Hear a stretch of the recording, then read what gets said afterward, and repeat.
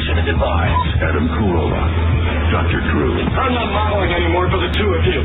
Loveline. Yep, it's the Loveline. I'm Adam Carolla. It's Dr. Drew over there. Phone number 1-800-LOVE-191. Fax number 310-854-4455. Dr. Drew is a board-certified physician and addiction medicine specialist. Oh, I heard. You're all right. You're fine.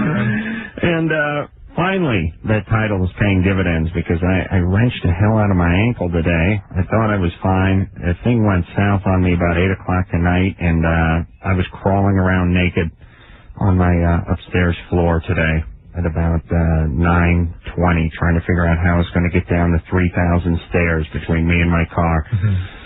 Oh, I drove all the way over here in second gear because I didn't want to hit the clutch. With your ankle so messed up. I don't think it's that messed up, but man, does it hurt. It's messed up. How did that happen? I twisted it on the beach today doing a man show shoot. Put a little ice on it, felt fine, and man, it just kicked in like gangbusters about 8 o'clock, and now it's getting puffy, and thank heaven for Drew because he gave me some ibuprofen, right? I'm gonna rescue you tonight. Your buddy's here. Yeah. It's gonna be better. By the end of the show, this thing's gonna be a lot better. Really? Absolutely. Oh, good. Go out and party. I got some other bad news for you, Drew. Yeah. Took a Vicodin before I hit the road. Feeling a little loose, you know what I'm saying? God. Well, behind the wheel and then behind the mic. What? It's irresponsible. I know, but what could I do? I'm in my house. It's 9:15. I'm literally crawling into the bathroom to try to get my sweatpants on. The excruciating pain. I have no crutch. First of all, everything you ever said about the Vicodin doing nothing for you, BS. Well, it might jack you up a little, but you're lit. Oh, how dare you? How dare you? The temerity. Kick a man when he's lame.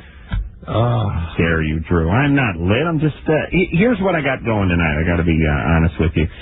My funny partner, Jimmy Kimmel, and I did Talk Soup this morning, fairly early this morning, and then we went straight from Talk Soup to the beach and picked up a bunch of beach shots and man show stuff we had to do. And then I basically got home about 8 o'clock tonight, and then my ankle started killing me, and I started rolling around on the floor. So I'm sleep deprived.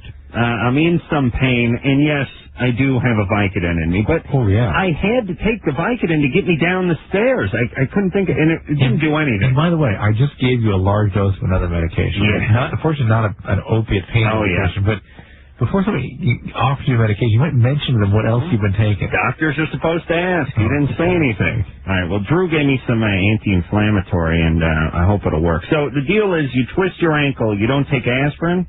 What do you take? You can take a big dose of aspirin, too. But anti-inflammatory, this kind of thing, you snag the cartilage on this one. It's causing swelling in the joint. And anti-inflammatories work great for that. Sometimes. Speaking of swelling in the joint, I was, hell-bent on peeling one off when I got home. Too much pain. Couldn't do it. Well, God. Are you okay? So sorry. Yeah, I want you to know just how severe this injury is. Part has to do with the technique where I point my toes. Did you go as far as going to the porno, or no? No. You couldn't get into the bunker. I was too distracted. You have an elevator into that, so of course. Oh, my house is one big set of stairs, too. I was just crawling around on the floor. Michael? Yeah? You're 16. Yeah, I think I'm bi, and I want to know if I should tell my girlfriend. Oh, I don't have time for your problems. My ankle's killing me. Do you hear me, people? Yeah. All right. What makes you think you're bi? I'm always, looking at other guys' butts and stuff and looking at the bulges in their pants. This guy's so full of crap. I know. It's amazing. Sorry, Mike. Don't buy it. All right. Never heard that answer from a bi or gay man ever. Hey, you know why? Because they don't admit that. They may, even if they do it, they don't do it. No, that's not what they do. Yeah. Right. We know how the gays behave. Julie? Hi. You're 16. What's up?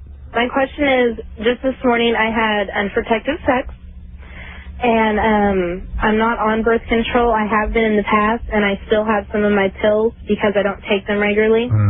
So my question is, I've heard that you can take them, as the morning after pill. What do you got? Ortho tricycline. Yeah, you can.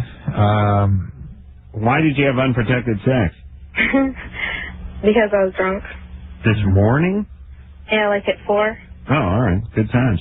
Jesus Christ, you're 16. What are you doing? I'm doing a lot. Yeah. Can you slow down a little bit? I'm trying. Hey, first off, we're talking about a school night here, aren't we? Well, I'm on independent study. Uh-oh. And I work during the day. Yeah. Let me translate independent study. Stoner who couldn't hang in high school. Yeah, pretty much. Yeah, that's what that is. All right. Well, Julie, you're on.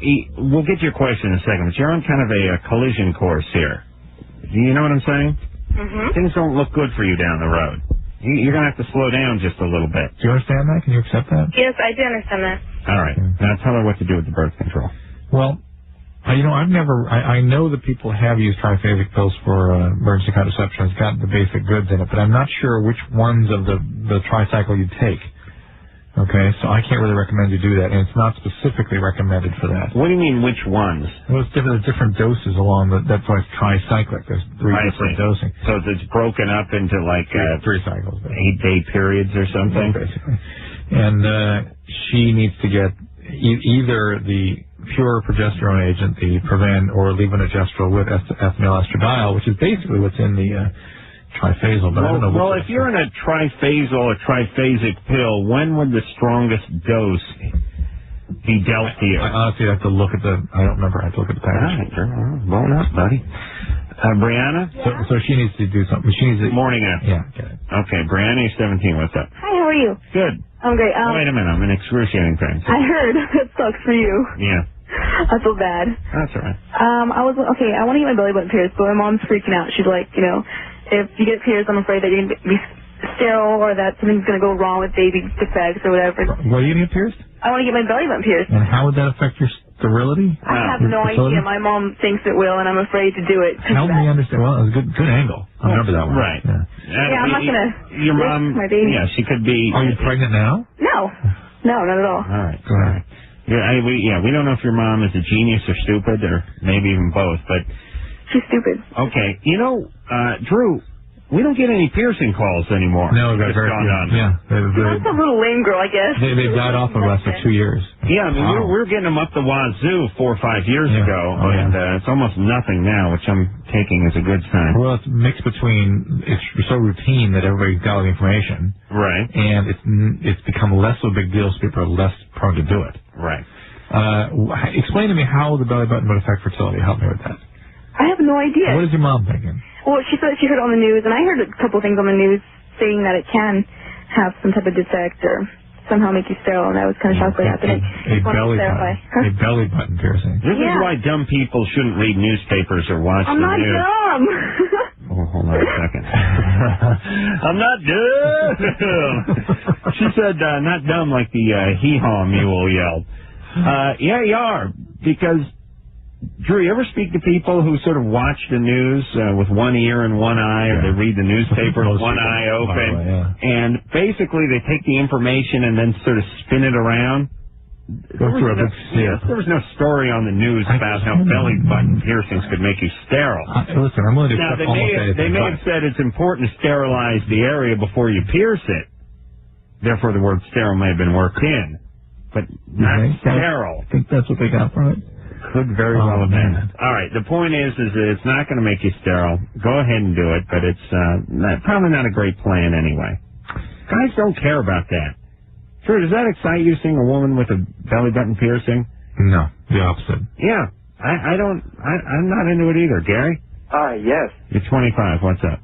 Hey, I got this problem. I'm a club DJ, and my problem is that when I'm DJing, I seem to have to urinate a lot. Like, I'm in the bathroom, like, every 5 or 10 minutes. I'm just wondering if there's anything I could do, like, take something or whatever. I don't take any drugs or anything like that. Are you drinking a lot of fluid during that period of time? I am drinking a lot of fluid at that time. Why don't you cut back on that? Well, I got to keep my, my throat wet and everything so that I can still talk on the mic and stuff. He's got to keep the pipes oiled, Drew. What kind of club? It's, you guys are going to laugh. Country club. And country music. And how much... Yeah, good times. Funny, I was just talking about hee-haw. How much yapping do you have to do as a country DJ? Every song. Really? Every song. Give us a little rap. Oh, I don't rap. Oh, well. No, I don't mean rap, not okay, black like rap. What you would say, like you got a Garth Brooks song coming up. Like Garth Brooks, Friends in Low Places. Up next, Friends in Low Places, you got a line dance or couples dance, El Paso. So I would count it out, when they start playing. Oh, you'd be. But I gotta count it out so that people know when to dance. I see. Because they're stupid. All right, that's still not a ton of talking. Yeah, but it's enough, and okay. All right. Plus I smoke, so that doesn't help. Here's what you need to do: get yourself a bottle of water, take a sip out of it, and sort of rinse your mouth out, and then spit it out. Yeah. Okay. In one of those spittoons that all those country western places have. There's no like drugs or anything. I know people like some of the other DJs that I've talked to about. There's like vitamins. They said they take such and such a vitamin. I don't know what they're. Please, Garrett. Do you pee a lot normally? No, I don't. Only when you're at work. Only when I'm DJing. Lots of time you're sitting there drinking a bunch of fluid. Yeah, so easy on the fluid. What are you drinking? Iced tea, soda. That'll go through you. Yeah. In fact, the iced tea will not that this caffeine, which actually causes you diuresis, so you'll lose more than you put in even. So at least go caffeine free. So do you like water? Yeah. Drink water. Yeah. You'll be fine. What about like Gatorade or something? And then water you'll hang on to more than pee. So how does that work with the caffeinated stuff actually dehydrating you when you're taking the liquid in? Because it has a chemical effect that pulls fluid out of your body above and beyond what you're putting in. And where does it go? Out. Out where? Out into the toilet bowl. Into your bladder. In your bladder, yeah. So you're saying if you drink 8 ounces of water, that 8 ounces goes into you. Drink 8 ounces of tea, and you whiz 10 ounces of fluid? Exactly. Coffee? Same. Coke? Soda? Same stuff? Similar. All right, not as much? Not as much. Good times. Nicole? Hi. You're 15. What's up? Hi, how are you? Good. I hear your ankle hurts. Yeah. Sorry about that. Better yet? Huh? Oh, No. come on. Anyway, I'm sorry. When I was about 8 years old, my older brother, who's 3 years older than me, started to molest me. And after a couple years of this going on, my whole family knew that no one did anything. I had no idea what to do. You were 8 and he was 11? Yeah. And the whole family knew he was doing it? Yes. And what was he doing? He would come in my room at night while I was sleeping, and he would touch me or anything. He never raped me or inserted any fingers or anything like that. He would just rub on my butt or my breasts or whatever. Yeah. Although you didn't really have breasts at 8, right? Well, not really, but my chest, I guess. I see. Anyway, and so as it went on, he started to do other things like steal my clothes. Like my underwear or my bras or whatever. He did this till I was 13. And after he stopped, he went to a group home eventually because he got in trouble for it. And the whole family knew the whole time? Yeah, he even did it to people outside the house, which is why he had to leave. And why didn't they intervene when you were 8 and he was coming into your room? My family was so scared for both of us. My mom loved us both, and she didn't want him to be sent to another place because he has emotional instability. So no she kidding. was afraid. Yeah, but it's her kid, right? Yeah. It's protecting him from treatment, too. Yeah, I know. Well, when she was young, she also was molested. Oh, surprised. Shocked. What she was taught was to cover it up. Yeah, I bet. Did Dad do the molesting? Huh? Did your dad do some molesting, too? I don't know. I think maybe he molested my older brother because now we all found out that my dad is a transvestite. Hold on. I'm just locking in the coordinates, and I'm going to firebomb the entire house. Calling in a F-14 strike. Please do. Nicole, you got to... Yeah, I'll tell you what, honey. Honey, here's what you got to do. Listen very carefully. Take your comforter, soak it in cold water in your bathtub, wrap it around you, and get under the bed. Okay? And even then, I can't guarantee anything. I'm going to use some incendiary bombs, Drew, and some scatter bombs and cluster bombs, what I call them. My really big problem is that recently, back in January, my brother moved back in with us. The one that had been abusing you? Yes, and I'm afraid that maybe he's going to do it again, and my whole family thinks that he's better, and He's 18 now? Yes, he is. Okay. You keep a taser in your room or something. Do you have other brothers and sisters? I have a twin brother. Could you fight him off, or would you be paralyzed if he came at you again? I'd probably be paralyzed with fear just because of the I mean, I was just always so scared. That's what happened to you before. That's what you automatically go into. Yeah, because, I mean, I was only little, and he was so much bigger than I was. Listen, can you speak to your mother about this? I talk to my mom about it all the time, and I don't know what to say to her. I tell her I'm scared, and she says, lock your door, and that's the best I can do.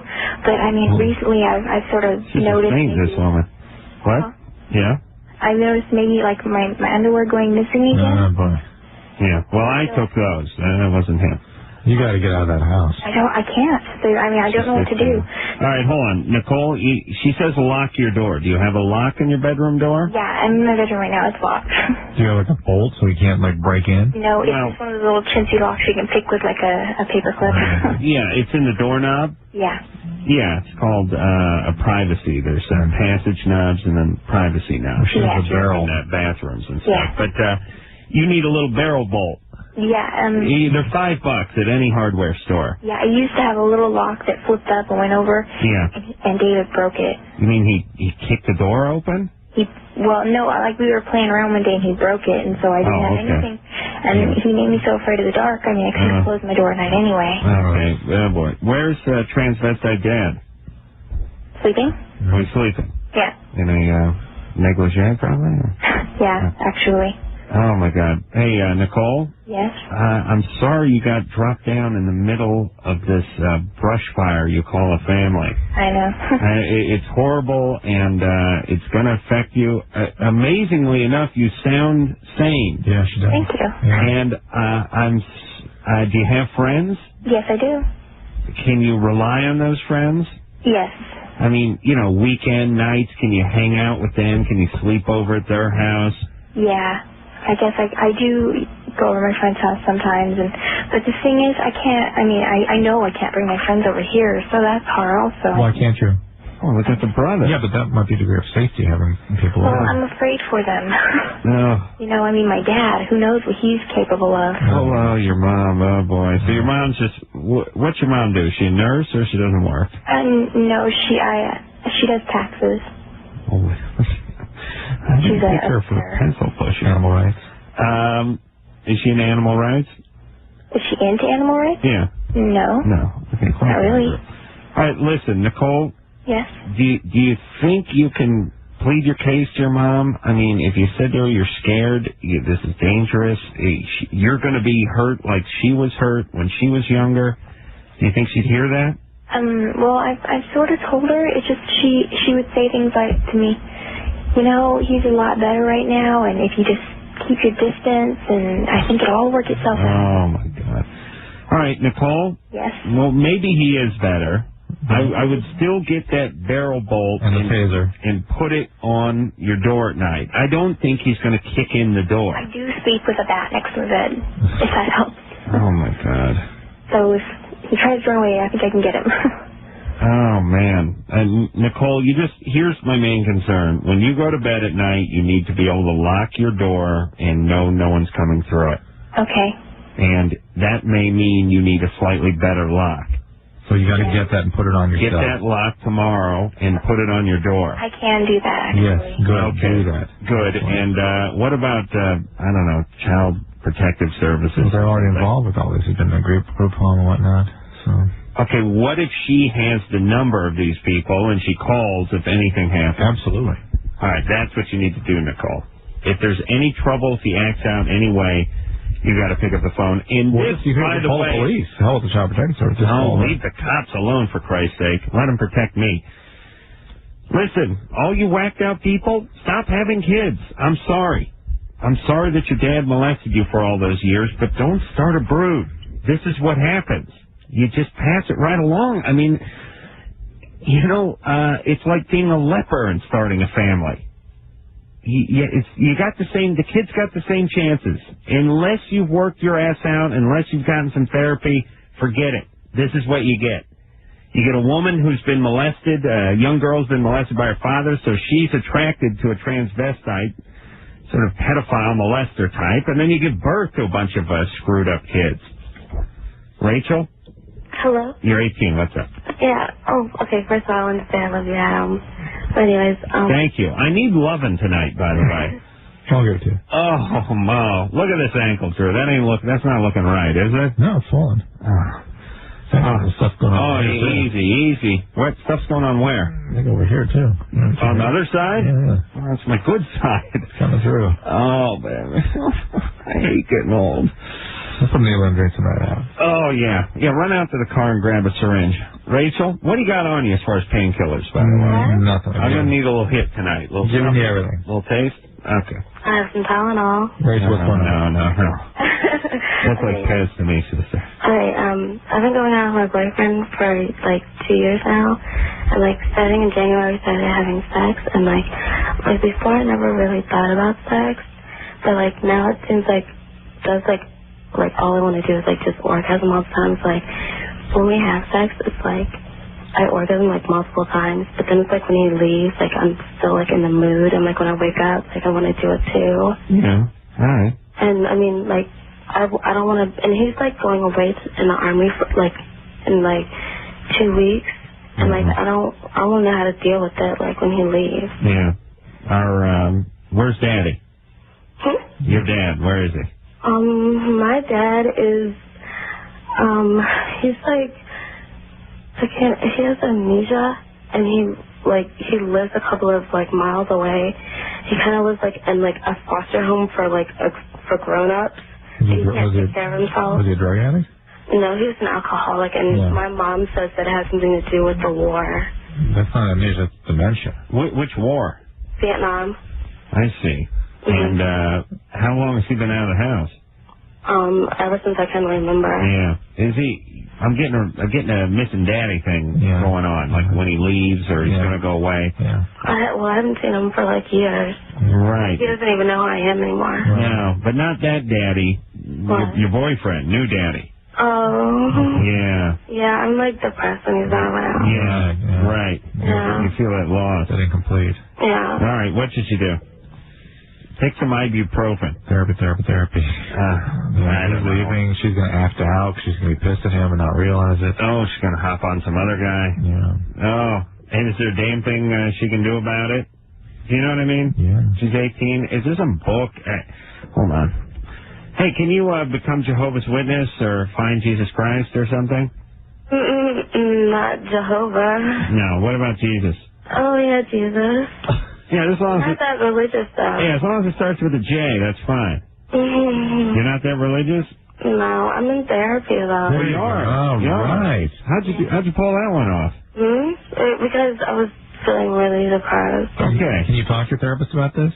You really should, Rachel. That's what therapists are used to, this kind of stuff. Even though Adam will not serve as a role model in this regard, these are core issues that they can really help you with, and they're looking to help you about.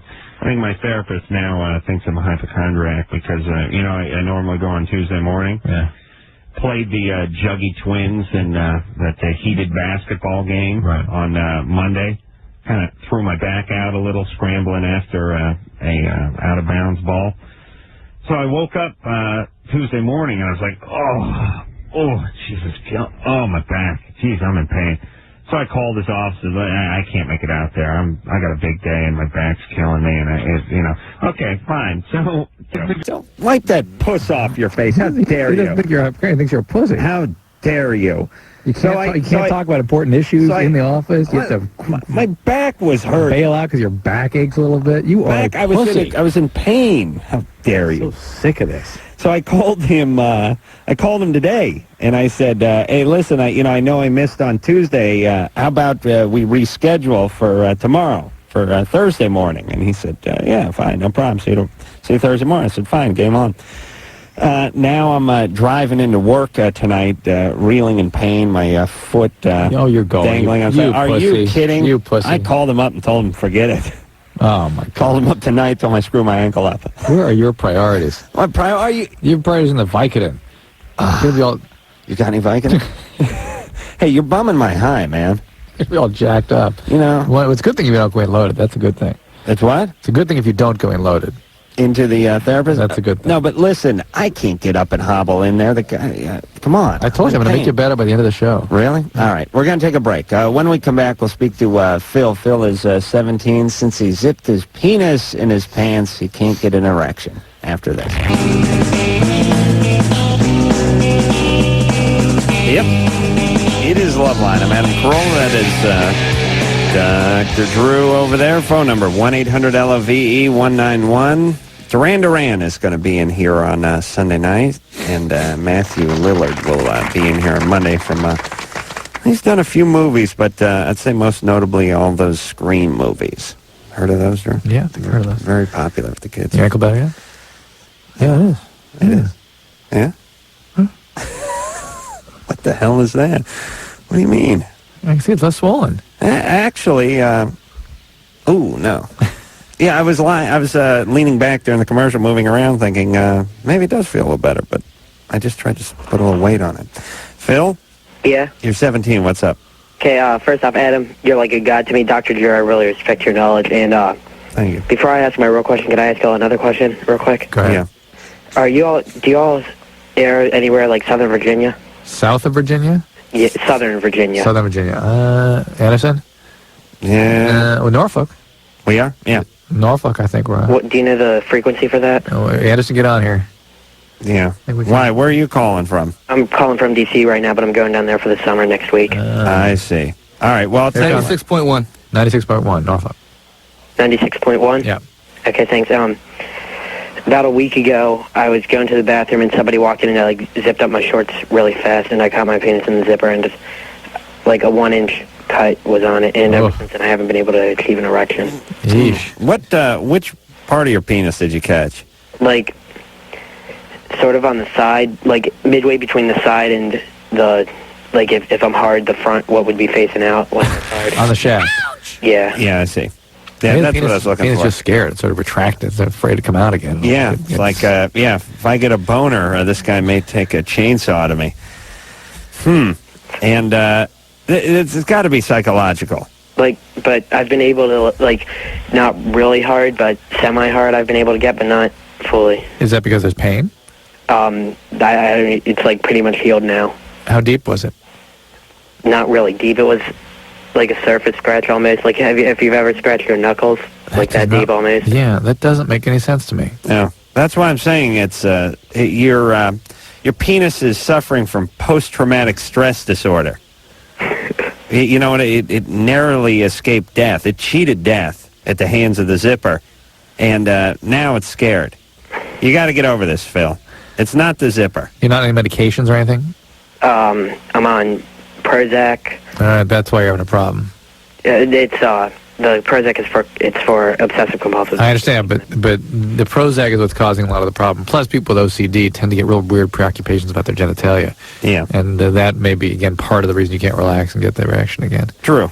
Yep. Remember when zipping your penis up in your fly was a sort of normal part of life? Mm-hmm. Seemed to happen quite often. Yeah. It hasn't happened to me in a while. Mainly because I wear pajamas everywhere with no fly, just a button in the back. But how come that doesn't happen? Do you just work that out? Oh, the penis hangs. Interesting. That's right. When you're younger, it kind of sticks straight out. Right. There's not enough to hang. That's right. As you get older, it starts to hang, therefore missing the zipper. And then it retracts all the way back in. As you get older. Yeah. Right. And it looks like, you know what it... You know what the old... Have any of you guys seen an old man's penis? Go down to the Y on, midweek and hang out in the locker room. You'll see a lot of old schlong.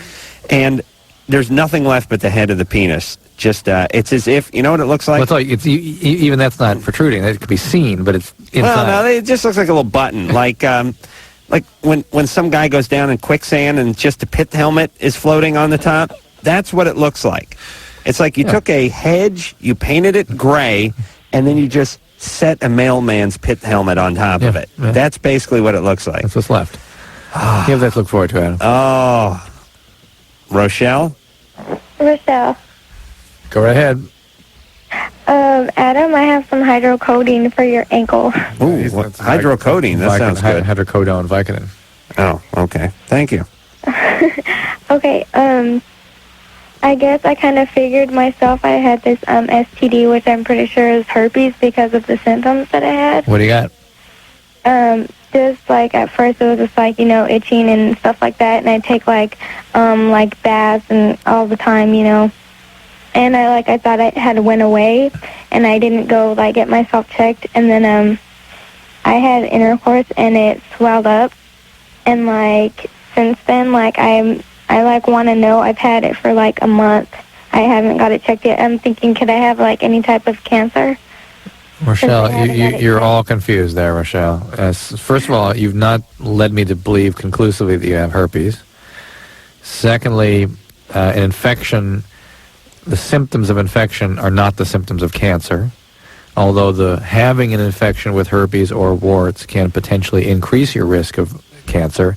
You would have no symptoms from the cancer until it was very advanced. How many partners you been with, Rochelle? One. Wow. But he's very unfaithful. I just suspect you have some sort of vaginal infection. It may or may not be herpes. I suspect it's not, and they've never had it treated. And when you get something sort of irritating the area, it gets very inflamed. Why don't you bring your vagina over to the gynecologist and let him throw it up on the rack, see what he sees. Nurse practitioner. See, I'm, like, scared to tell my mom. Why do you have to tell your mom? Well, because I went up there and they wouldn't take me. Where? I live in Arlington, and I went to the clinic and they wouldn't take me in. What? I don't Why know, not? some type of insurance, and they said I had to go talk to these people, and I was kind of like. All right. Well, listen, Rochelle. You don't have to tell your mom about your boyfriend or anything. You tell her you're experiencing a little trouble down there. No, just that's all. You have a sore throat. In a way, yes. Yes, and just go in there by yourself. You know what I just thought about? For guys, if you're a guy and you're 15 and you're 16 and you have what you think is a sexually transmitted disease, and you don't want your folks to find out, but it's on their insurance or whatever, you bring your penis in for a checkup as a 16-year-old guy, it's going to raise a few flags at home. Yeah. I mean, people are going to say, what's up? What do you got? What have you been doing with that penis? Yeah. As a girl, there's a million reasons why you can go in there. And you'll get no questions. Not from Dad. Whoa, Dad, whoa. Yeah. It's weird. You don't even get into it. As you get older, you learn it. Like, you're talking to some guy, and he's like 35. He's like, yeah, I got to pick my wife up from the hospital. And you go, oh, what, is she okay? What happened? She had a procedure. And you go, oh, okay. Like, I don't want to go. I don't want that wife vagina talk. I don't know what they scraped something off her. They got in her somehow. Whatever it is. They'll volunteer it. They'll say, like, she had her gallbladder removed or something, if it's something specific. If they don't say what it is, if they say procedure, it's either some kind of plastic surgery or it's the vagina. But anyway, Rochelle should be able to say she has some problems and is going to go in, and it doesn't have anything to do with having painful sex. periods or something. And right. Make sure you ask for time with your doctor alone. Maud? Yeah? You're 22. Yeah. Hang on a second. What was it you used to ask our callers? More ice cream, Dad, or something? Yeah. More Jell-O, Dad? Yeah. Maud? Yeah. Well, you sound young. I know. I sound like I'm 5. Yes. Yeah. Do you strip? Huh? Do you strip? I strip? What happened when you were 5? You guys are so weird. No, I have a different question than what you guys are talking about. Yeah, well, that's all right. We'll do the question asking here. Okay. What do you do for a living? I'm an independent contractor, and I'm a full-time student. What's independent contractor mean? I work for different people, and I do their errands and pay their bills. And Oh, really? they're kind of like a secretary, but Oh, honey. Well, listen, I can use you tonight. yeah. Hey, hire me. You give me like a walking stick, some Vicodin, and a pizza. I have Percodan. That's all I can do. Well, we'll meet you back at my place about 12:30. What in the hell are you doing with Percodan? Migraines. Percodan's pretty heavy, right? Yeah, it's pretty heavy, but I have severe migraines. How much are you taking of that? Oh, no, I only take it when I have headaches. So. How often are you taking it? Every other day or something like that, but only like 1 or 2. Percodan every other day. Why, is that a big one? That's nothing. Maud, I'm telling you, that is for a 22-year-old be taking that intensity of opiates every other day. That is profound. Okay. All right, what's up, man? So wait a minute. So what? Why the voice of a 5-year-old on opiates? What's going on here? I mean, do you have alcoholism in your family or addiction or something? No, nothing like that at all. What do you have? What's going on? What do I have? I mean, what was your upbringing like? Really good. I have a loving family, and I see them all the time. All right. They're great. Eating disorder? Nope. All right. All right, ask your question. Okay. I know there's something to get to here, but I don't think we're going to get to it. So. No, you guys, I live a great life. Not on Percodan every other day, and that's going to keep, I promise you, that's not going to stay at that level. No, not like every other day. It's like if I have a headache, I usually get it when I do a lot of studying, and maybe like once a week on average. I mean, it's just like one pill. All right. Okay. Listen, I'm fine. I'm high in Vicodin right now. I can't pass any judgment on you. Yeah, no big deal. Go ahead. Okay, so anyways, I've been dating this guy for about a month and a half, and he lives kind of far away, so we only see each other like every couple weeks. And when we have sex, it lasts like in, out, and it's over. And if that long, he comes like... Let me tell you what I give the ladies. In, out, and then in again. No. And that's it. I don't break it off at in, out, in, out. I'm good for 5. Okay. Yeah. But anyways, right. That's the longest it's lasted. Yeah. And it's happened like 4 times, and then it's like, I don't know.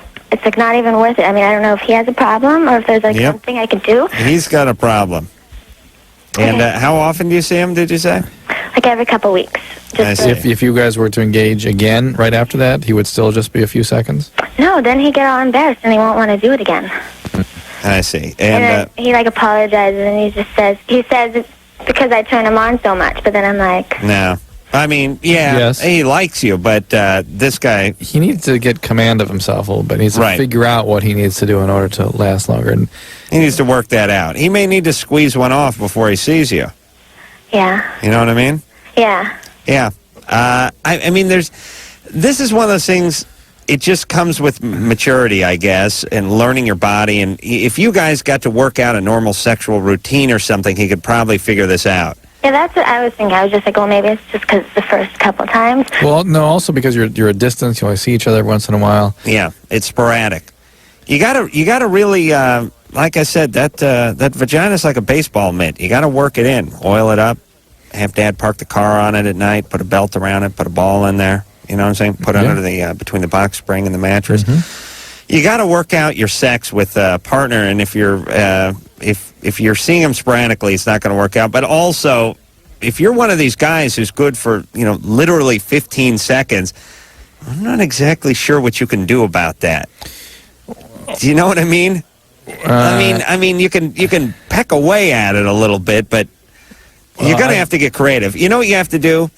Oral sex. Maude? Does he give you oral sex? Yeah. Lots of it? Yeah. He'll just do that, because then I can... Well, then she can do that to him first, No, too. I do, and then it doesn't make it in, because it's, like, too quick. Yeah, but then... He goes with the oral sex. Yeah. But then he can go again. This guy's like, it's like transporting nitroglycerin. Carol might go off. Yeah. He's got the souffle penis. Don't slam the door. That thing's liable to go off. Hair trigger. I'll tell you. We've talked about this many times. I have never had this problem, and I've never done any. There's no reason why I don't have it. I think that's just the way I am, and I think everybody's just their own way. And certain guys got dealt a very bad hand in this department. Is it emotional? Yeah. Is it physiological? It's a combination. I think it's a little bit different people. All right. I'm going to tell Drew how good I am in the sack during the break. Wait. Music. When we come back, we'll speak to Jason. Has a lump under his tongue. Wants to know what it is. Could be his chin. We'll tell him after this.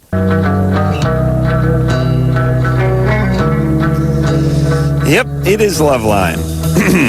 I'm Adam Vicodin and Carolla. That is Dr. Drew over there. 1-800-LOVE-191 is the phone number. Duran Duran is going to be in here on Sunday night. I don't know who from Duran Duran is going to be in here on Sunday night. Probably the usual guys. Nick and Simon. Oh. Nick and Simon are going to be in here. We have not seen the very sexy Warren Cucurullo in a long time, who normally just tans himself, shaves himself, does push-ups, and wears a full-length mink coats around.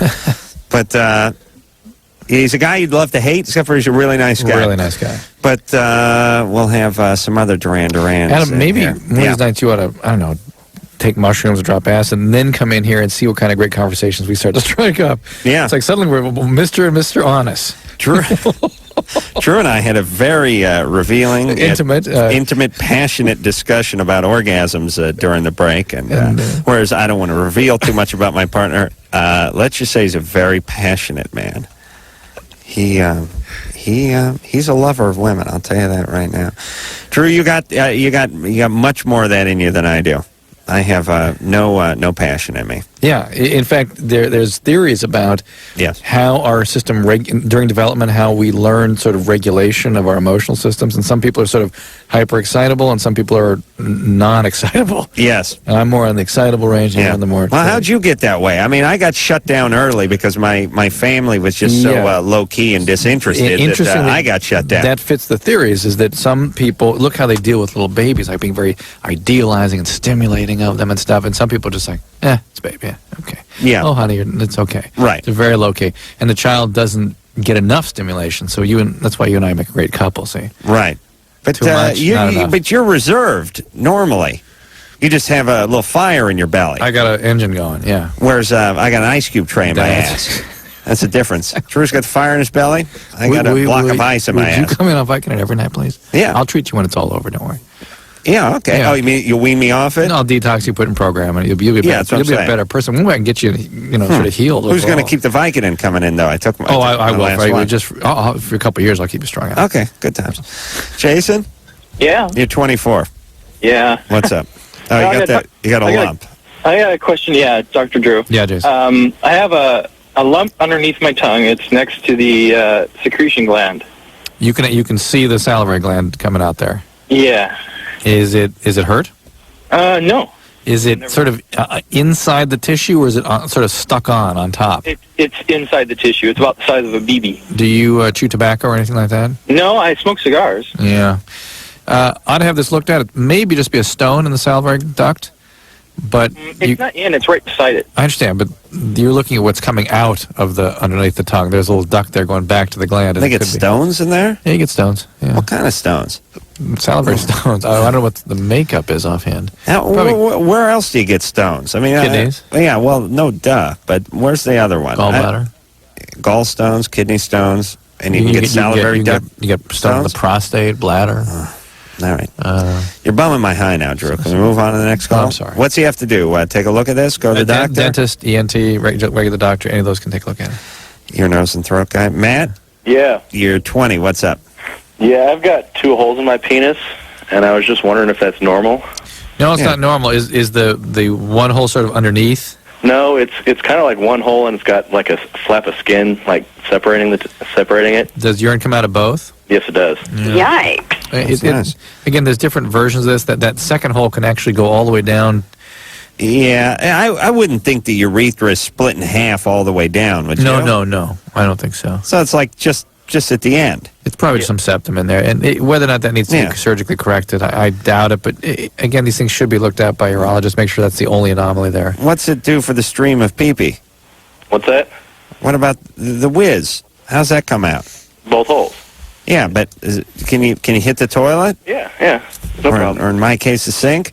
Yeah. Yeah, no problems? No problems. You don't get that fork ball going? No, not usually. All right. I sometimes get that in the morning. Will it hurt anything with like fertility or anything? No, I really don't think so. No. Yeah. All right. The sperm will come out of you like a lawn bird. How does that work, by the way? What about the semen? Oh, it comes out of both. Really? Yeah. You've gotten close enough, huh? Well, my girlfriend said that. I see. She's fascinated with it. Well, good. Yeah. Give her something to do. Yeah. All right, Matt. Thank you. Hey, good times. You're fine. Jacob. Yeah. You're 16. What's up? Yeah. My girlfriend took, on Saturday night, she took like 2 double stacks of ecstasy and 1 normal.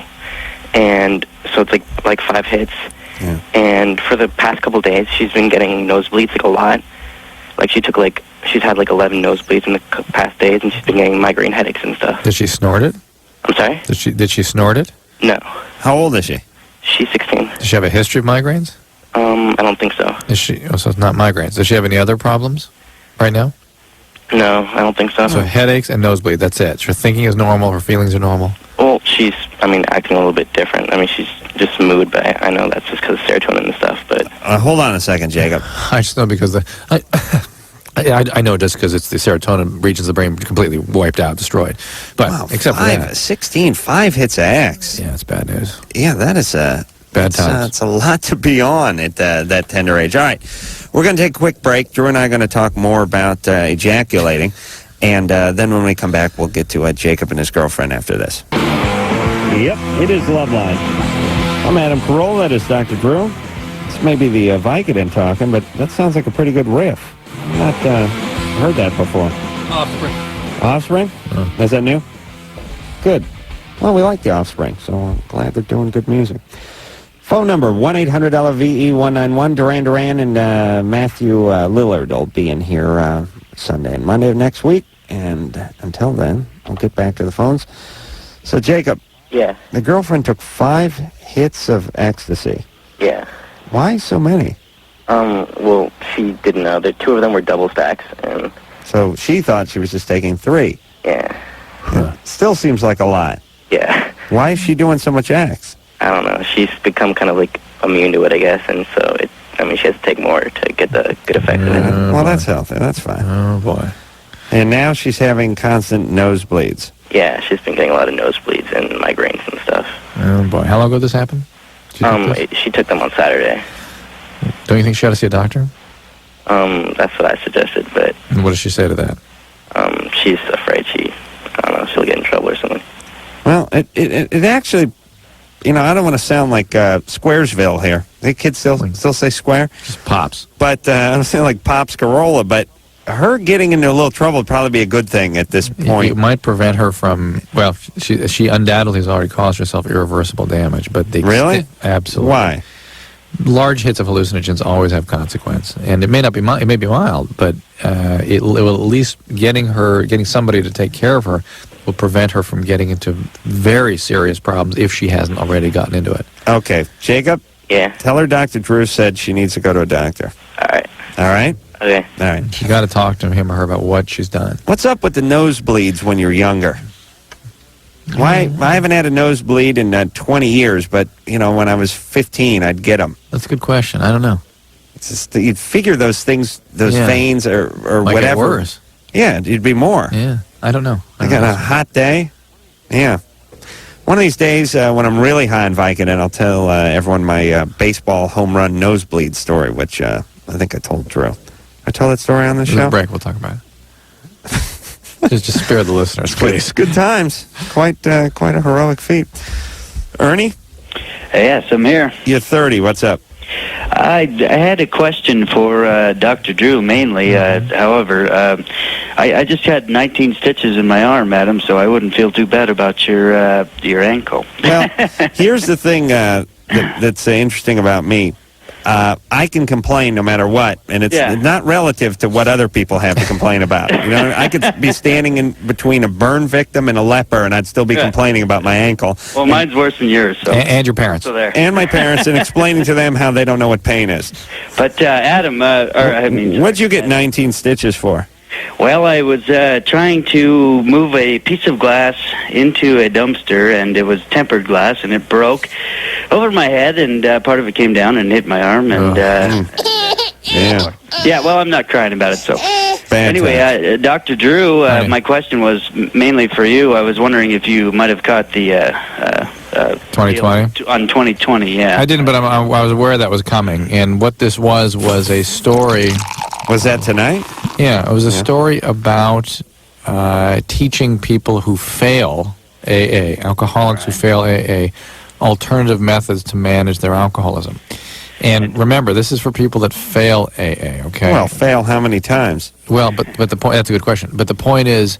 Or that people that feel that it doesn't quite float their boat. Here's the deal. Because I've been to a few AA meetings, and I don't quite subscribe to their well, here's the deal. Dealing with it. Now, I don't know if I'm wrong in that or if... All right, Ernie, listen for 1 second. Stop the booze babble, buddy. Yeah, I need you to listen for a second. Which is that, remember now, we're taking a group of people who have failed formal treatment, not, hey, I attended a couple meetings, people who went to treatment and failed. People are now trying to search for ways to help those people or prevent them from coming into harm. So what are they doing? They're trying to find ways to get them to moderate or to use behavioral methods to reduce risk. Okay, it's called harm reduction methods. Methadone is having a resurgence of, I guess we'll call it popularity or utility, perhaps, because we're having such difficulty getting resources to treat heroin addicts, and they're dying. So it's literally a last-ditch effort at this point to try to save people from death and destruction. Yeah. I'm all for that. However, I will guarantee you, as God is my witness, you mark my words, there will be a price to be paid for this too. When it comes to addiction, anything you do to delay the inevitable and sustain the relationship of that person with their drug of choice, there will be consequences, and they will be worse down the line. Well, what are they telling them to do? Just back off on the booze? Don't drink as much? Behavioral methods to moderate and to control and things. And this will go out of control in a major way at some point, and I guarantee that. Well, I'm telling you. I've seen this disease enough. Really hit that wine bottle when I get home tonight, buddy. As a matter of fact, speaking of progression. Yeah. I wish I had a Boda bag full of it right now. By the way, a good way to sort of activate that reward system, opiates. Oh, really? Yeah, sure, you're doing it. Yeah. Then you'll drive to sort of sustain that level of reward activation with some other substance like pot or alcohol. Ooh, yeah. Yeah, don't smoke much pot. I got to tell you. But tonight? Will I smoke pot tonight? I may surprise myself. You never know. Not if you drink heavily. No, I'll be boozing.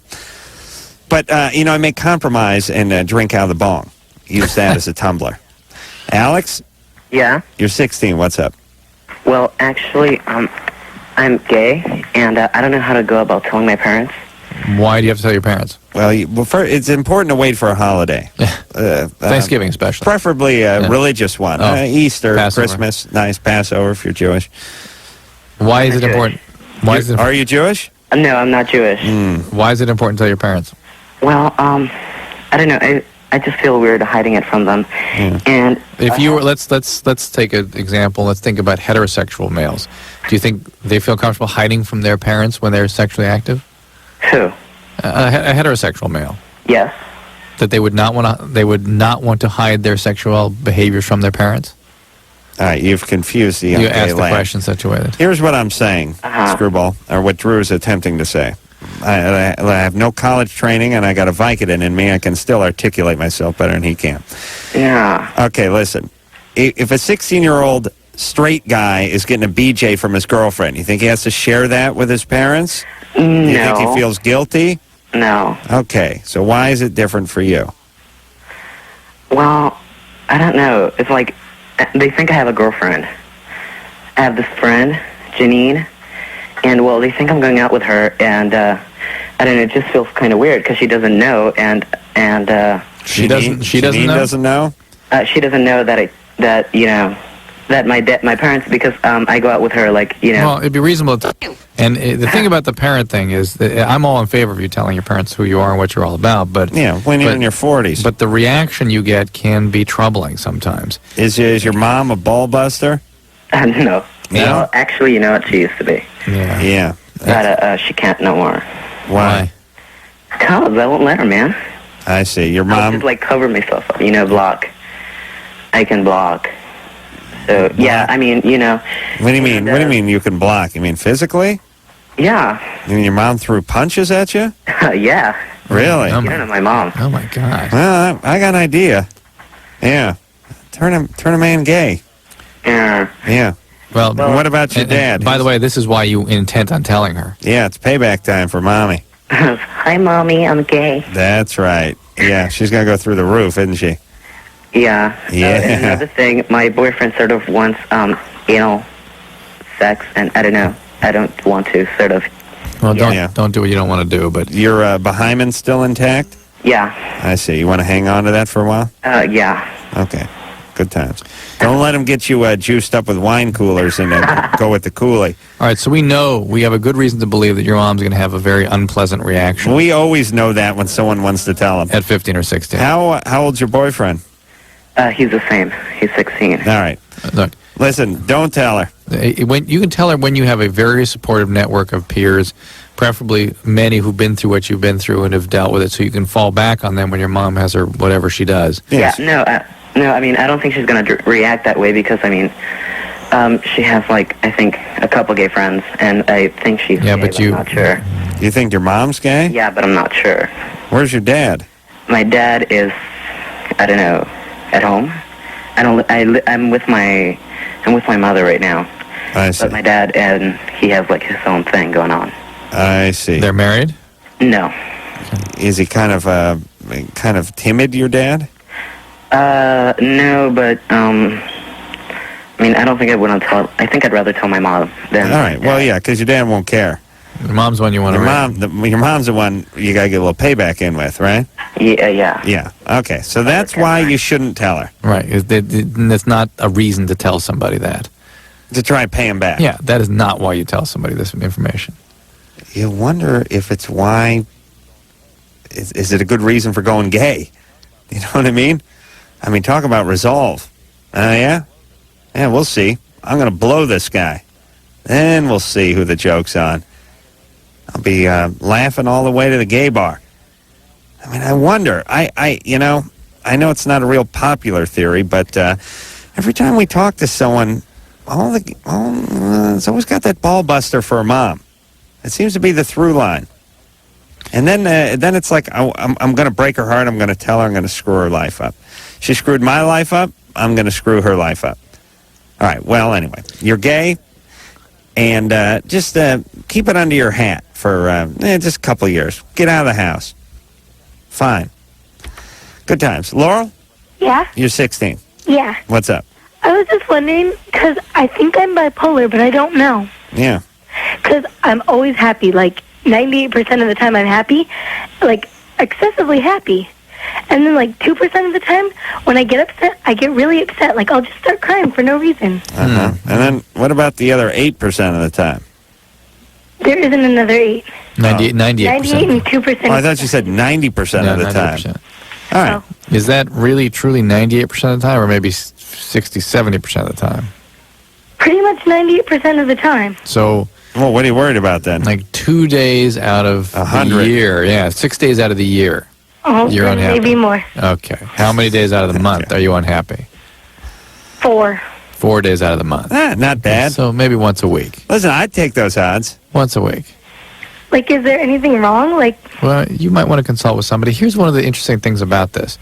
No, there may not be anything wrong, but some of the newer research that's coming out is showing that if in a critical period, which is in the 18 to early 20s, if you experience several episodes of hyperstimulation and hypomania, that mechanism gets sort of kindled into and etched into the brain chemistry.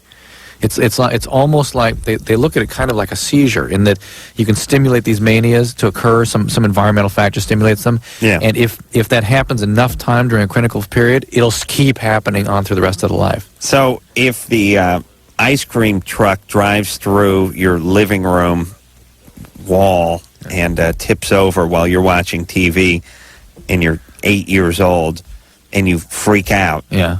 I mean, you go nuts, that can then be etched into your psyche? No, it's a little different. It's more like you get into a manic phase and nothing brings you down, neither psychological input or sort of regulation of your own affect. It gets sort of stirred up by something, and it gets going and it gets going, and it does that a couple times, and now it's gone on its own. All right. Now it just does it automatically. So what should she do? I'd get evaluation. I think seeing a psychiatrist is a great idea. It might prevent this from becoming more of a serious problem later on. Jeff, you're 23. What's up? What's that? You have a question? Yeah, I do. It was probably about a year ago. Like, my girlfriend was, like, riding me, really hard. Yeah. And she came down and it, like, slipped out, and she still came down to me and, like, bent it backwards. Right. And it, like, popped or something, and it, like, caused me, like, extreme pain.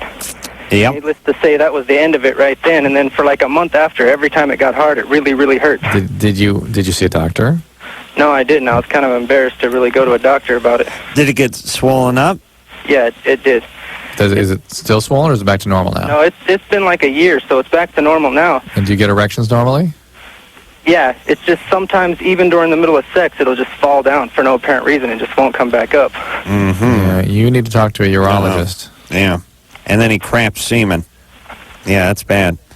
Yeah. And is still the same girlfriend? No. New girlfriend. Yeah. Yeah. She's going to love that story. Sorry about the Johnson, honey, but you got to realize the old bitch was riding me so hard, she damn near broke it. Yeah, that's... I tell you, that hurts my teeth. it's not a good story for me because I'm one of those types of people who can just finish sleeping with a girl, then roll over and jack off. So. Yeah. Well, you're a certain breed of cat.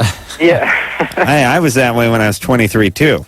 Now you just roll over. Now, yeah, I don't even finish with a girl. I just roll over. Exactly. That's it. It's more of a shift than it is a sexual move. You don't even start. You think I should see a doctor then? Yeah, you should. You can tear and rupture the cavernous body within the penis that allows erection to occur. Are there two caverns in there? Yeah, two main bodies. Not three, just two? Well, there's kind of three, but there's two big ones, two main ones. And then a smaller one underneath right it? down the middle where everything So goes. it's if you took two sewage pipes, put them next to each other, and then a smaller diameter sewage pipe underneath it. Yes. Yeah. Give me the book. No. Yes, come on. No, come listen, on. I'm high Vicodin. I don't want to see any veins running through some cavern, for Christ's sake. John? Hi, guys. I got porn to watch when I get home. I don't want to be interrupted with Hi, guys. biology. What's up? I like the Man Show. I'm a big fan. Oh, that's right. It was on tonight. I forgot to say anything. The one about women. Which one was that? The woman show? Yeah, the way that you don't understand them. Oh, yeah. I don't remember which one that was. But anyway, listen, hey, shut up. Listen. You know, the new season is on Sunday. Not this Sunday. Sunday the 18th, 10 o'clock. New day. Spread the word. All right. It's going to be big. Best show on television, The Man Show. Yes. Governor Jesse Ventura. What a genius. What's up? Whatever. Wait a minute, I got to show you. Here's the two. All right. Drew's showing me the picture of the penis. Yeah. Anyway, and this way it looks right down the middle. About a little while ago, my mom told me that when she was like 15, that her boyfriend at the time, like raped her. Oh, and that's nice. It's like 30 years ago, and he was like 30, she was like 15, and then they had a relationship. But this like really bothers me now. Why did Mom tell you that? Because I was like prying her, because we were talking about our other family, and then what other family? Because that was some lady she lived with. Her dad like left her there, so we were talking about like how bad her dad is. That's why. Yeah. What is the question? So you were sort of goosing her for information. Yeah, and then I kept on her, and I said I know there's something, and then she told me. All right. So anyway, I just feel like I'm obligated because I'm very nervous. I'm very nervous, and I don't want her to think like less of me, because now that I know, I feel like I have to do something because. To whom? Because of what? To whom? I'm what? Sorry. All right. I'm nervous. All right, that's all right. I'm nervous too, except for I'm this close to falling asleep. John, what do you have to do? And to whom? Like maybe I have to get rid of. Don't say whom to our I'm listeners. not gonna kill him, but I just want to cut his penis off. Who? The guy that did it. Do you know him? No, but I mean I know her name, but I mean I'm not looking into it or anything. But I don't know if I will eventually. All right. Well, man's got to have goals. I don't know. What are you doing, John? Working at some sort of a slaughterhouse or something? I don't have any job. All right. Well, here's the problem. Too much time. You want some history? On you? Yeah. No. And it's no fun when people volunteer it. We have to extract it from them like a dentist pulling a bad tooth. But it's somewhere you're angry and a lot of aggression there. There's issues. We'll take your word on that. But here's the deal, everybody. You get really busy, and all those thoughts of revenge and payback and all those behaviors like stalking people and obsessing and all that stuff, it magically goes away. You know why? Because there's 24 hours in the day. Yeah. You're working 13 of those hours, and then you're exhausted the other 11. Do you know what I'm saying? Absolutely. You're jobless. You got some time on your hands. You're watching a little too much TV, and it's time to think about cutting the penis off of the guy who raped mommy in 1972. You also don't have other alternatives to look for ways of regulating your feelings and getting some self-worth. Okay, so John, get a job, and then you can save up and hire a hitman. You don't have to do it yourself. Very sensible advice. Unacceptable. Jack? Yeah. You're 22. What's up? I have a problem. After a couple hours of intercourse with my girlfriend, I still stay hard. And, I go to sleep and I wake up in the morning, I'm still hard. And I was wondering, is that a problem? And is that going to affect me in the long run? Well, it's not that you go to sleep and stay hard the whole night. It's that you go to I don't know if I am still hard. I just wake up and I'm like still hard. And then it goes back down, right, after you pee in the morning. Yeah. Yeah. Okay. So your problem is you're male? Uh-huh. Yeah. That's fine, Jack. Am I going to stay like that forever, or? No. Don't worry. Don't worry. One day you'll be checking under your car seat trying to find that erection. It won't be there. Okay, you want to know about problems? Yeah. I'm going to pee in this trash can during the next break because I drank 4 cups of coffee. I gotta whiz. I was just wondering how you're going to get. You have to come with me. Let's go. You're going to lean on my shoulder. We're going to go. Come on. Yeah, I know that's a lot better. I'm trying to figure out whether how my foot's it's doing a lot here, better. I know it. You do? Yeah, you just got to make sure you don't hit it just right. You got to. Yeah, maybe it is a little better. Of course, it's better. Let's celebrate. Let's make some popcorn, Drew. Such a pussy, and I want you to call your therapist and remake your appointment. Oh, how dare you! Hey, Drew, what happened to popcorn balls? Remember popcorn balls? Gone. People would eat popcorn balls. Yeah. It was fun. You'd take like maple syrup and sugar or something, and you'd cook it and you'd put it in a saucepan. Now they got much fancier. They put chocolate and they put nuts in there. Yeah. Much Remember fancy. popcorn balls when you were a kid? It was like fun. You'd make them like when you were 10 on a Friday or something. What the hell happened? Do your kids eat popcorn balls? Yeah. Let's try to see if we can work that back in. All right. I'm going to pee probably on myself halfway between the studio and the bathroom, and then we'll come back and get some of your calls. Yeah.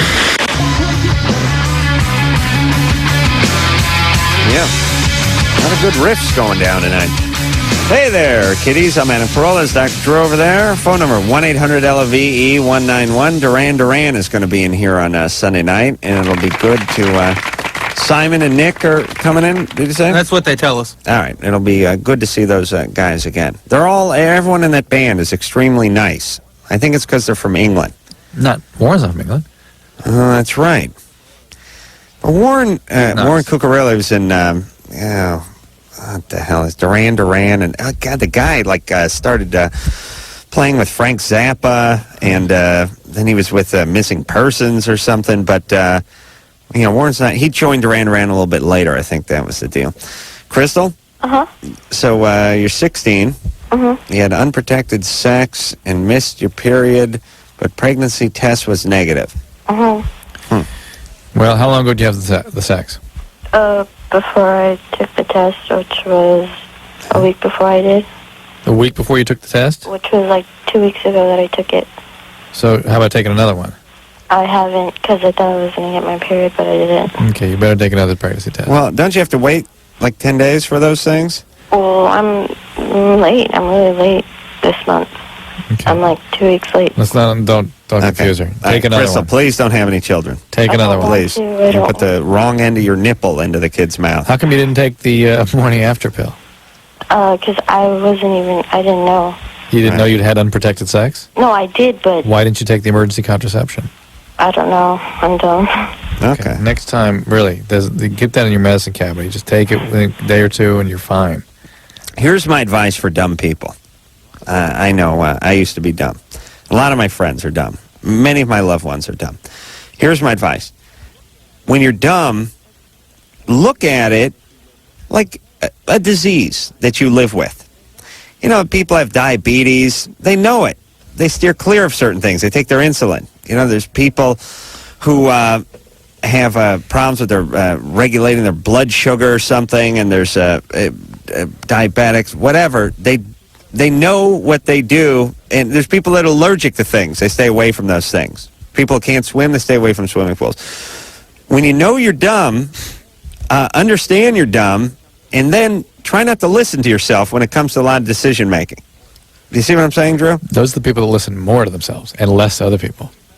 But wouldn't it be a better world if someone could say, hey, listen, I know I'm kind of dumb, so my impulse is to do this, or my impulse is to not do that. Maybe I shouldn't do it. It's actually what we try to teach addicts, which is that brain will drive you back to drugs. And so that any decisions you're making is with that brain, and that brain's taking you in a certain direction. Don't trust it. Right. Take input from other people. Well, how dumb could you be if you did that? Cassie? Yep. You're 16. What's up? I went through this period of a month where I had sex with 4 people that I was under the influence of. I had to be under the influence of something, and I don't know where this is coming from. So you had to numb yourself up, and you went out and had sex. Yeah. And no reason that you can see. Well, it was like at a party. Or you weren't depressed. You weren't sort of feeling bad about yourself. I don't know. Well, we don't know. So what do you think? Well, when I was 14, I had sex with an 18-year-old, and my parents did like this whole statutory rape on him, and maybe it made me act out. I don't know, but How did that make you feel, that whole experience? Well, but on the other... my life. Why? What do you mean? Well, I mean, you know, he was 18, and he knew people that I knew, and I was just a freshman in high school, and, you know... Did the guy end up going to jail? No, he didn't. Yeah. Now, but on the other hand, you're already, you know, you could hypothesize that caused you to rebel or act out, but you were nailing a guy when you were 14 anyway. Already? Yeah, you're already kind of going. That's why it came to be. Yeah. So there's some energy there. Yeah. And so what's up? I don't know, you know. Yeah, well, what are you taking to numb yourself? Oh, it's not, you know, the guys that I had sex with would be either I was at a party and I was really wasted. What were you wasted on what? Alcohol. Uh-huh. Or just, you know, weed. I see. And you didn't like these guys, in other words? No.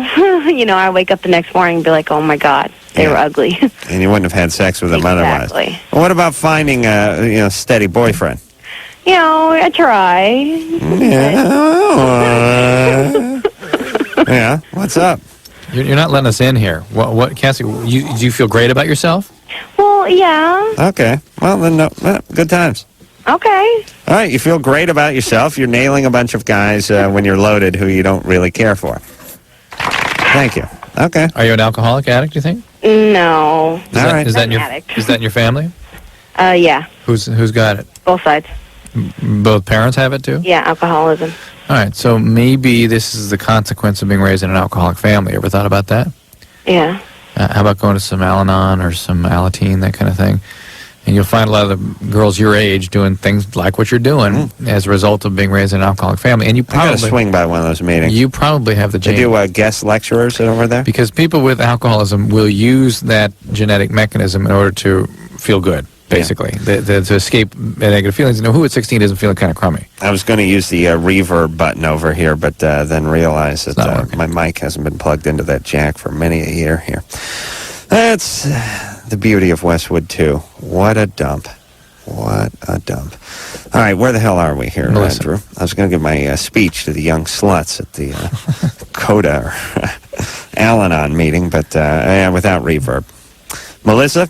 Hi. You're 17. What's up? I'm 17. I just graduated. I'm going to college in the fall, and I'm completely sexually inexperienced. I mean, I haven't even been filled up or anything to that effect. Now, you're not going to a junior college. You're going to a good college. Right. Well, I mean, a university. Where are you going? University of Houston. I see. I knew this wasn't junior college material. No. Yeah. But all my friends, they have sex all the time, and I mean, one of my best friend is a stripper, and... Oh, my God. Ooh, back at junior college. And what's up? I don't know. I mean, I'm so into guys, and I chase them, and I get close to them, and then I guess you could say I get scared. Do they like you? Yeah, I mean, I've had the opportunity to, you know, That's right. do things. There's nothing wrong. You're fine, Melissa. I feel like such a freak. No. It's good. The more sort of revealing behavior you have is to make a stripper your best friend. And so I suspect you're sort of a rescuer and a caretaker, that kind of thing. I guess, yeah. Is that you? Interesting. I guess. How old is the... Yeah? Huh? How old's the stripper friend of yours? She's 18. I see. And, does she have some problems? No, not really. I mean, she doesn't smoke or drink or anything. But you don't get involved in the drama that is her life. No, but I mean, I've never even been kissed, and I mean... Really? Really, and I'm not going off to college, and I feel like, so You're overweight. Are you a little bit overweight? No, I mean... Sure. No, I'm pretty healthy and... Good. Hey, Melissa, it's all right, because you know what you're saying? You're saying, like, I've never been with a man, I don't have any sexual experience, and I'm going off to college, and I feel insecure. And it's like saying, I'm traveling, and I've never driven a cab before. How am I going to get around? And here's how you get around. Pull $20 out, wave it around, and someone will throw you in the back, and they'll drive. Yeah, I'm so scared that I'm never going to, get to experience anything. No, you will, Melissa. Is there any reason you'll be fine? Any reason we should know about that that's made you sort of disturbed or frightened of this behavior? I have no idea. You're religious? No, actually, I'm not religious at all. Dad take a dump on you? No. This is a good thing, Melissa. You'll be thankful for this someday. It's fine. No, I do have a problem, though. I have, really large breasts, and that kind of, I don't know. It makes me kind of insecure because everybody in my family is like kind of, I guess you could say, flat, and I'm like a 40 double T. Bouncy, bouncy. And that makes me really insecure, I think. It's tough to hear these calls on a Vicodin night. Where do you? No, I mean. How big's the rest of you? No, I'm not overweight. I'm I weigh like 150. 150? And I have like really a big chest. I see. How tall are you? I'm 5'10". This is going to serve me well. Maybe on the way home. Who knows? What city do you live in now? Dallas. It was about a I live in Dallas. 3-hour plane flight? Yeah, 3 hours. I'm sorry? Yeah. My ankle's too bad. Forget about it. It was a harebrained scheme. That was a Vicodin talking. Melissa, don't worry about it. I know you feel insecure and you feel inadequate. No, it's fine. God bless you. Enjoy. Listen, ladies, you have, and everybody who's listening, you have a few years in your life, and then you have to sort of live with those few years for the rest of your life. You really do. And whether it's chalking up a lot of numbers with a lot of guys, drunk at a lot of parties, or doing a whole bunch of acid, hoofing a bunch of copier toner, whatever it is that you're doing between the age of, let's say, 14, 15, and 18, and 19, that's stuff you have to kind of bring around with you into your 30s, in your 40s. You bring it to your grave. Setting the stage for your health, emotionally and physically, for the rest of your life. Yeah. And if you're some 17-year-old chick who hasn't been laid, fine. If you haven't kissed someone, all right, it's time to work that out, but it's not a problem. Not a Loveline problem. Mike? Hello. You're 28. What's up? Hold on 1 second. Okay. Mom's in the room. Unless he farts into the phone. Wait, listen. I had a question for Dr. Drew. Yeah. All right. About an abscess from anabolic steroids. Yeah. I just had a question. I believe I injected one time and didn't get all the way into the muscle. Right. Is that technically what an abscess is if it doesn't reach the muscle? No, abscess is formed for many reasons. It's basically introducing bacteria through an intramuscular injection. And people that do things to themselves, like shoot drugs, get these abscesses, and they can be huge and need surgical debridement. Okay. Why? Because they're not... Why are you injecting steroids into yourself? Just to gain weight. Yeah, this is one of the many, and probably least significant of the dangerous side effects of these chemicals. Why do you want to gain weight? Just to put on a few pounds. No, it might be yes. Let me not write put that. on a few pounds. Let me write that. Hold on a second. I gotta write that down. Put on a few pounds. Hold on, I gotta write that down. Who does he think he's talking about? Why do you want to gain weight? Answer: to put on a few pounds. Oh, okay. That sums it up. Mike? Yeah. Why do you want to put on a few pounds? To gain weight. Oh, I'm going to get back to that. How much do you weigh now? About 185. And why is it important that you weigh more? I'd just like to be a little bit bigger. Why? Why, Mike? I just would. Why? You're not playing a sport? No, just for physical appearance. You just want bigger. You want bigger muscles. It's Yeah. not like trying to gain some weight. Yeah. You're a bodybuilder. Why are you such a BSer, man? What's up with you? I'm not being. I mean, I'd like to gain weight. I know, but Mike. Okay, Mike. Let me give you a quick sit down here. You trying to get chicks or scare guys? Neither. Just which one? Mike, come on. It's one or the other. What do you want? It's neither one. I just want to be bigger. I know, but it's like having an eating disorder for your chick. Mm-hmm. There's something in you that ain't quite right. You there? Like your cell phone. You there? All right. Well. Yeah. So he's just. God intervened. I don't know if he hung up or what. Most of these guys are addicts, often stimulant addicts too. Yeah. That's probably what that denial is all about. That thinking like, why? That's just because. Oh, come on. Well, listen, boneheads who just get real big this way, listen, here's the only reason for doing anything to your physical appearance. To get laid. That's it. It's like... Well, no, people are really looking for, they're looking for sort of acceptance and love and feel good about themselves, and getting laid can be part of that for men. Okay, let me ask a question, though, and you can all give it some thought. How many, if you take the world's 20 hottest women, close your eyes, whoever that is to you, Victoria's Secret models or Sports Illustrated swimsuit issues, whoever, celebrities, singers.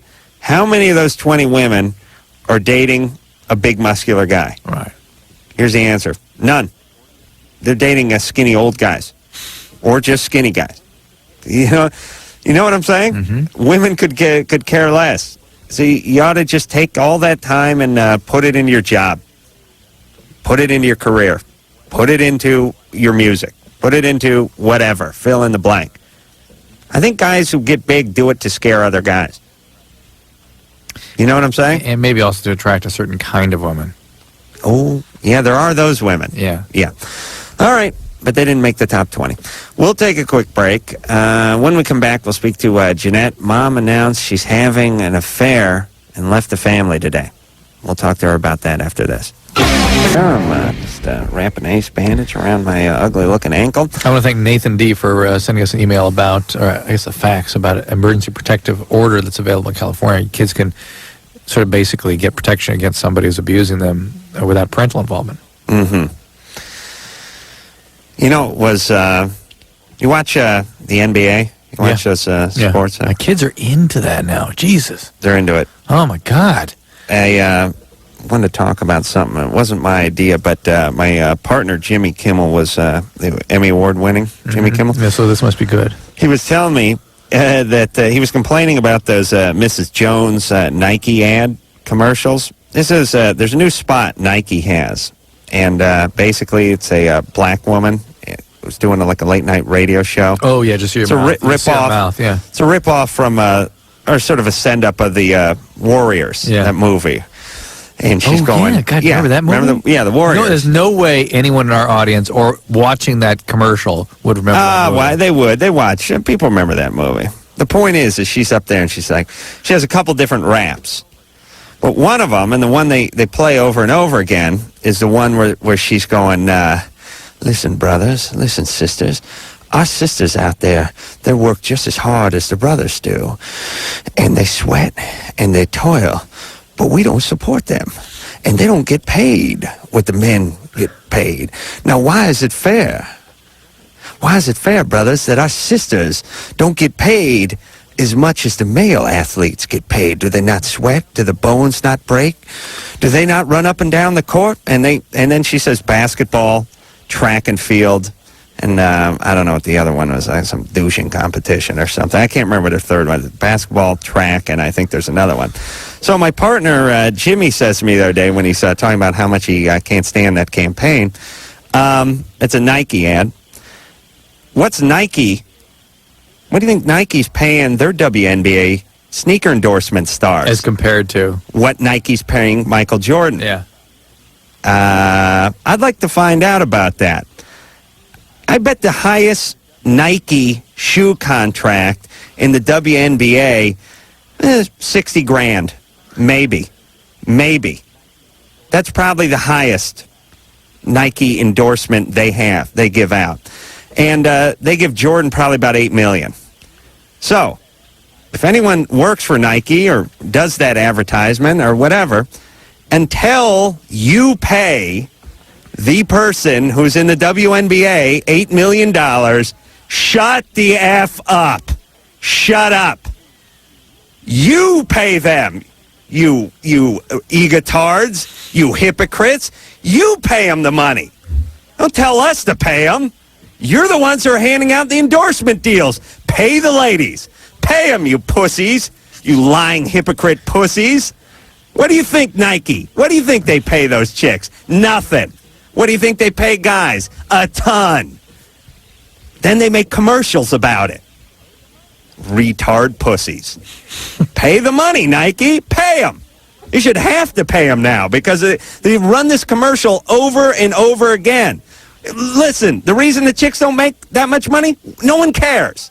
If they cared, they'd make the money. And by the way, you then give them a bigger shoe contract. Why don't you give them a bigger shoe contract? Why? No one cares. And you're not going to get your money back. So shut the F up. Or pay them more. But you know if you pay them more, you're throwing it away. Can you believe that? The temerity. I would love to find out what Nike's highest shoe endorsement in the WNBA is. I guarantee it is nothing. All right. Okay. I mean, nuts. Find that out, Anderson, would you? Bitch yelling about saving the sisters. Idiots. Jeanette? Yes. Hi. What's up? All right, here's the deal. My mom came home on Sunday from a trip to Reno. Mm-hmm. And when she did, she informed us that she was having an affair with my dad's best friend for the past 2 months. Oh, my God. Yeah. Have there been problems in that marriage right along? They've been married for 23 years, and they had their ups and downs. My dad was is an alcoholic. Okay. Yep. And about 7 years ago, we had a really, really bad breakup because of that. My parents. Yeah. And they were separated for about 2 years. All right, so this is part of a long history of problems. Yeah, I say so. Why is she telling you about this? Why? Oh, she left today. Today, she packed up the van with all her belongings and went to Reno to live with this guy. Oh, okay. So it's game on. Yeah. Left you with your dad? And my little 8-year-old brother. 8-year-old brother. Yeah. Good times. Really. My brother does not know yet either. Ugh. Does she want to have the brother up there? No. No. And she's done, and she's going to let Dad, Uncle Ernie, raise you guys. Yeah. This alcoholic dad who she can't handle raise you guys. Yes. Well, he hasn't had a drink in 7 years. Oh. Well, except until tonight. Right now, he's on the couch. Oh my plastered. God. Yeah. Does he have a sponsor? Has he been in the program? Pardon me? Has he been in the program? Yes, he has. Why don't you call a sponsor for him? But he's been out of it for about 5 years. Well, he's got to reconnect. If he's got any friends that are in the program, you call them, okay? It's not your responsibility, but it would really get things so that things don't spiral out of control here. That's what I'm worried about. I called my uncle tonight. Get his peers in from the program. He can get right back on the wagon. How's your dad been other than tonight? Other than tonight, today he was really rational. Yeah. His main thing was, you know what? If she leaves us, we don't need her. Is she okay? Is he okay, guy? Yeah. All right. Well, all right. Get the sponsor. This is the problem. Mom needs the whipped up alcoholic guy. It's interesting. Yeah. Mom was attracted. Mom was going to save the guy. The guy straightened his act out. Now he's mellowed out and he's rational. And just like, where's the attraction? Yeah. There's nothing in it for her anymore. Jennifer? Yes. You're 23. Yes. Hey, you take Vicodin? Uh-huh. All right. Hey. I got my brethren calling. My question And you is, take methadone? Yes, I do. Oh. What a mess, Jennifer. I take 10 milligrams of methadone twice a day. Yeah. And I take 10 milligram hydrocodone to 500 milligrams of acetaminophen 6 times a day. For what? I had rapidly progressing endometriosis for 5 years until a hysterectomy last January. No. And now, for the last year, I've been seeing different gynecologists, and they've diagnosed me with adhesions in my abdomen. At what age were you sexually abused? I was not. Huh? Not to my recollection, anyways. I don't know anything about that. Has there been some suspicion about that having happened?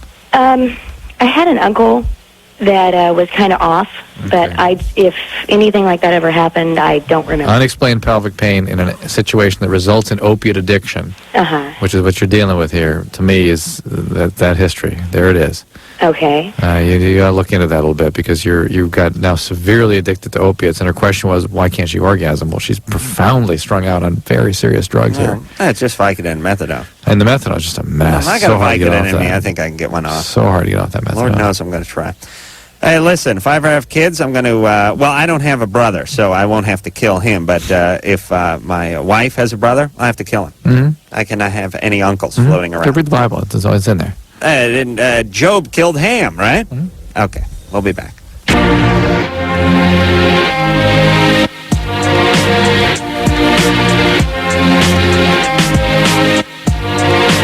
Aspirin, high dose, can do the same thing. Oh, I'll take like 40 aspirins when I get them? Yeah.